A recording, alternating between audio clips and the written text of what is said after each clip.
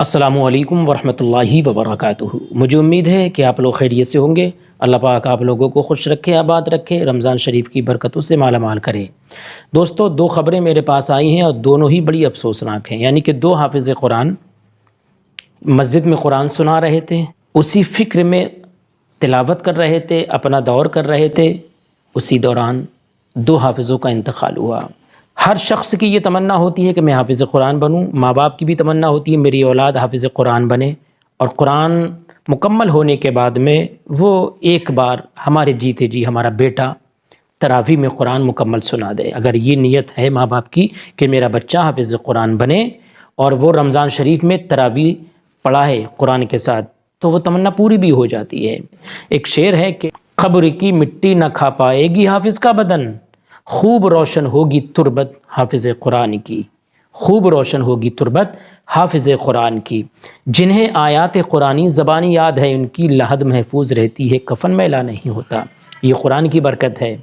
ہاں، حافظ لوگ اسی جستجو میں دور کرتے ہیں، پھر رمضان شریف آتے ہیں، رمضان شریف میں تیاری کرتے ہیں، پھر عشاء کی نماز میں تراویح میں قرآن سناتے ہیں۔ دو حافظ، ایک حافظ صاحب آپ دیکھیں اسکرین پر ہیں، یہ مہاراشٹر کے حافظ محمد سرفراز صاحب پورنیہ ضلع میں کہیں پر مسجد میں قرآن سنا رہے تھے۔ امام کوئی اور تھے، لیکن یہ تراویح میں قرآن پڑھ رہے تھے، نوجوان ہیں، دن بھر قرآن کی تلاوت کر رہے تھے، دور کر رہے تھے، تو ان کا اسی ٹینشن میں انتقال ہو گیا۔ امام صاحب نے تلاشی کی کہ حافظ صاحب نہیں ہے، تو دیکھا چھت پر غسل خانے میں وضو کرنے گئے تھے، وضو کرتے ہوئے حافظ صاحب کا انتقال ہو گیا۔ انا للہ و انا الیہ راجعون۔ اللہ حافظ صاحب کی مغفرت فرمائے، درجات کو بلند فرمائے، قرآن مجید کی برکتوں سے جنت میں اعلیٰ مقام عطا فرمائے۔ اور دوسرے ہیں ضلع بریلی، تحصیل بہیڑی کے پاس، یعنی کہ شیش گڑھ کے پاس میں قاری شریف اختر صاحب، قاری شریف صاحب یہ ہمارے ریلیٹو بھی ہیں، یعنی کہ رشتہ دار بھی ہیں۔ 1-2 سال پہلے ان کی بیگم کا انتقال ہوا، ان کے چھوٹے چھوٹے بچے ہیں۔ یہ ممبئی علاقے میں قرآن سنانے کے لیے نکلے، قرآن سنانے قاری شریف صاحب پہنچ گئے، 3-4 دن قرآن پڑھا بھی انہوں نے، تراویح پڑھائی۔ اس کے بعد میں ان کو فکر تھی اپنے پریوار کی بھی اور قرآن سنانے کی بھی، روزے میں تلاوت کر رہے تھے، رات میں بھی پڑھتے تھے، دن میں بھی پڑھتے تھے، ٹینشن تھی بہت زیادہ ان کو یہی کہ آج جلدی سے قرآن مکمل ہو جائے۔ اسی فکر میں ان کا اٹیک پڑا اور ان کا وہیں انتقال ہو گیا۔ یہ 5ویں روزے کی خبر ہے۔ 5ویں روزے میں قاری شریف صاحب جو شیش گڑھ ٹیری کے رہنے والے تھے، بہیڑی کے پاس شیش گڑھ کے پاس میں ٹیری، اور پورنیہ بہار کے حافظ سرفراز صاحب پورنیہ بہار مہاراشٹر میں، ان کا بھی انتقال ہو گیا۔ تو میں حافظ لوگوں سے گزارش کر رہا ہوں، آپ کی جو ہمت ہے اس ہمت سے ہی کام کریں۔ اگر آپ کی ہمت ہے کہ 1 اور 1.5 پارہ ہی میں پڑھ سکتا ہوں تو بس اتنا ہی پڑھیں۔ مقتدیوں کے کہنے پر نہ آئیں کہ 10 دن میں مکمل کرنا ہے، 15 دن میں پڑھنا ہے یا 20 دن میں پڑھنا ہے۔